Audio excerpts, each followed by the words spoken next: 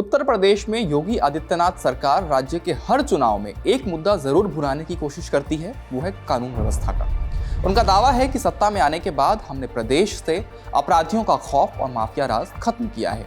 इस दावे की धुरी में उत्तर प्रदेश की पुलिस रहती है, क्योंकि कानून व्यवस्था का जिम्मा उन्हीं के कंधों पर है।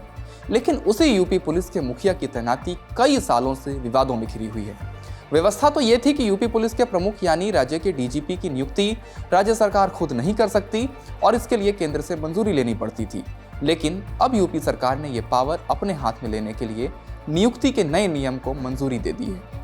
इसी पर अब होने लगी है बहस कि क्या ये योगी सरकार और दिल्ली के बीच लड़ाई का दूसरा दौर है, जैसे आरोप अखिलेश यादव ने लगाए हैं, या फिर ये इसलिए किया जा रहा है ताकि डीजीपी की नियुक्ति को लेकर विवादों को निपटाया जा सके। इन सवालों के जवाब देंगे ही साथ में समझेंगे कि क्या है अपॉइंटमेंट करने की नई प्रक्रिया, नए कानून में क्या है और एक्सपर्ट्स इनमें कौन सी खामी देख रहे हैं। नमस्ते, मेरा नाम धनंजय है और आप देख रहे हैं इंडिया टुडे हिंदी। 11 मई 2022 को 1987 बैच के आईपीएस अधिकारी मुकुल गोयल को निष्क्रियता और काम में रुचि की कमी के आरोप के बाद रिटायरमेंट से करीब 2 साल पहले ही हटा दिया गया था। इसके बाद से लगातार 4 कार्यवाहक डीजीपी तैनात किए गए। पहले डीएस चौहान, इसके बाद विजय कुमार, फिर आरके विश्वकर्मा और अब प्रशांत कुमार को यूपी का कार्यवाहक डीजीपी बनाया गया। अब योगी कैबिनेट ने 4 नवंबर की शाम पुलिस महानिदेशक उत्तर प्रदेश चयन एवं नियुक्ति नियम 2024 को मंजूरी दी है। इन नियमों में क्या है वो बताते हैं। डीजीपी की नियुक्ति कम से कम 2 साल के कार्यकाल के लिए की जाएगी। चयन हाईकोर्ट के रिटायर्ड जज की अध्यक्षता वाली समिति करेगी। इस समिति में राज्य के मुख्य सचिव, यूपीएससी के एक नामित व्यक्ति, उत्तर प्रदेश लोक सेवा आयोग के अध्यक्ष या फिर कोई नामित व्यक्ति, गृह विभाग के अतिरिक्त मुख्य सचिव या प्रमुख सचिव और रिटायर्ड डीजीपी भी होंगे। पहले राज्य में सबसे सीनियर आईपीएस अधिकारी की सूची, जिनकी सर्विस कम से कम 6 महीने बची हो, केंद्रीय गृह मंत्रालय और संघ लोक सेवा आयोग यानी यूपीएससी को भेजी जाती थी। अब राज्य सरकार को राज्य पुलिस प्रमुख की नियुक्ति के लिए यूपीएससी पैनल को नाम नहीं भेजने होंगे। चयन के लिए पात्र उम्मीदवारों की वैकेंसी की तारीख पर 6 महीने की सर्विस बची होनी चाहिए। गाइडलाइन में कहा गया है कि डीजीपी का न्यूनतम कार्यकाल 2 साल का होगा, यानी नियुक्ति के लिए चुने जाने के बाद पुलिस प्रमुख को कम से कम 2 साल तक सेवा करनी होगी। गृह विभाग के अधिकारियों के मुताबिक सुप्रीम कोर्ट ने पूर्व डीजीपी प्रकाश सिंह व अन्य बनाम भारत संघ व अन्य की रिट याचिका के मामले में 22 सितंबर 2006 को राज्य सरकारों से नया पुलिस अधिनियम बनाने को कहा था, ताकि पुलिस व्यवस्था को किसी भी तरह से दबाव से मुक्त किया जा सके। गृह विभाग के एक अधिकारी बताते हैं, डीजीपी को उनके पद से हटाने से संबंधित प्रावधानों में सुप्रीम कोर्ट द्वारा पारित दिशा निर्देशों का पालन किया गया है। यदि नियुक्त डीजीपी के खिलाफ कोई आपराधिक या भ्रष्टाचार का मामला दर्ज किया जाता है या वो अपने कर्तव्यों और जिम्मेदारियों का निर्वहन करने में विफल रहते हैं, तो राज्य सरकार उन्हें 2 साल की अवधि पूरी होने से पहले अपनी जिम्मेदारियों से मुक्त कर सकती है। योगी सरकार द्वारा डीजीपी की तैनाती के नए नियमों पर सियासत भी गर्मा गई है। नए नियमों पर प्रतिक्रिया देते हुए समाजवादी पार्टी के प्रमुख अखिलेश यादव ने योगी आदित्यनाथ पर कटाक्ष करते हुए अपने एक्स पोस्ट में लिखा, मैंने सुना है कि एक वरिष्ठ अधिकारी को स्थायी पद देने और उसके कार्यकाल को 2 साल बढ़ाने की व्यवस्था की जा रही है। सवाल यह है कि क्या व्यवस्था करने वाला व्यक्ति खुद 2 साल तक रहेगा। उन्होंने पूछा कि क्या यह दिल्ली से बागडोर अपने हाथ में लेने का प्रयास है, दिल्ली बनाम लखनऊ 2.0।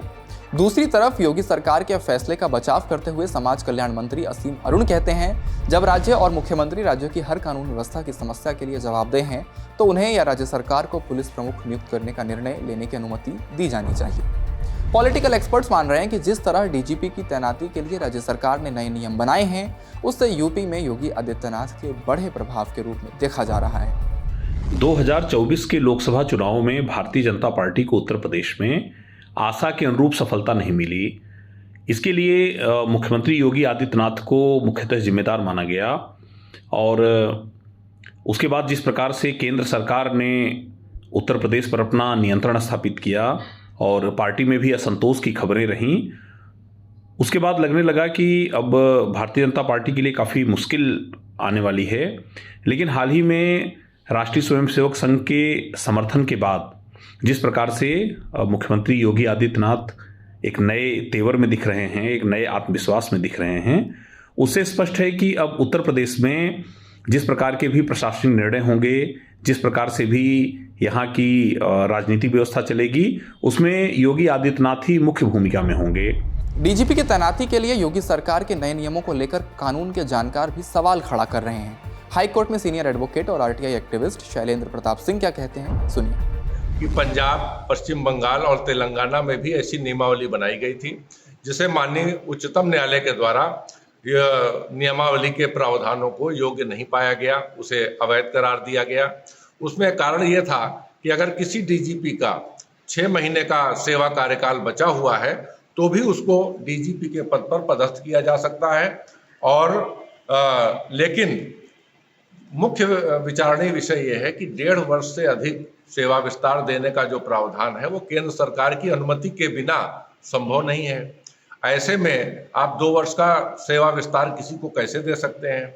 और दूसरा विचारणीय विषय ये है कि जो जूनियर अधिकारी को आप डीजीपी के पद पर बैठाएंगे जबकि उनसे सीनियर का कार्यकाल अभी बाकी हो और वो अभी डीजीपी के योग्य हो, तो इससे जो है आपस में जो बैच है उनके अधिकारों का भी हनन होगा। और केंद्र सरकार की जो नीति है सेवा विस्तार की और राज्य सरकार ने जो 2 वर्ष का कार्यकाल बना दिया कि हम जिसको बैठाएंगे उसको 2 वर्ष का कार्यकाल देंगे, तो बिना केंद्र सरकार और राज्य सरकार के सामंजस्य के संभव नहीं होगा। तो इसमें केंद्र और राज्य में टकराव बढ़ेगा। स्थायी डीजीपी की नियुक्ति के लिए योगी सरकार के फैसले के पीछे एक वजह सुप्रीम कोर्ट में चल रहा मामला भी है। इस मामले पर सुप्रीम कोर्ट में याचिका लंबित है। कोर्ट ने कार्यवाहक डीजीपी की तैनाती को असंवैधानिक बता रखा है। इस पर 14 नवंबर को सुप्रीम कोर्ट में यूपी सरकार को शपथ पत्र दाखिल करना है। जानकार बताते हैं कि शपथ पत्र दाखिल करने से पहले ही कैबिनेट में इस नई नियमावली को मंजूरी दे दी गई है ताकि सरकार की पैरवी आसान हो जाए। अब देखना होगा कि सुप्रीम कोर्ट का इस मामले पर क्या रुख रहता है। आपका इस पर क्या मानना है, हमें कमेंट बॉक्स में अपनी राय जरूर बताएं। इस वीडियो में फिलहाल इतना ही। शुक्रिया।